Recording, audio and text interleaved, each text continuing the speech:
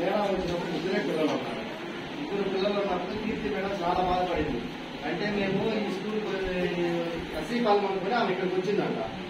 వచ్చిన తర్వాత అందరిని పిలిపించింది.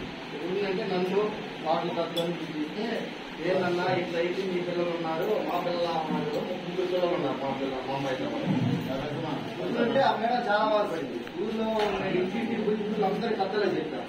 ఇట్లా స్కూలు ముగ్గురు ఉన్నారు, ఈ సంవత్సరం స్కూల్ క్లోజ్ అవుతుంట. మరి ఏంటంటే మా ఊళ్ళో కథలు మొత్తం వచ్చి ఈ స్కూల్ డెవలప్మెంట్ కోసం మొత్తం సహకరించారు.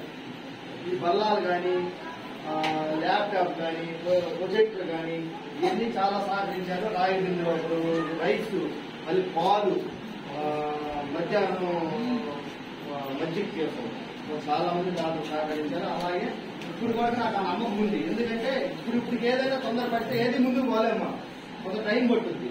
ఇప్పుడు అంతగా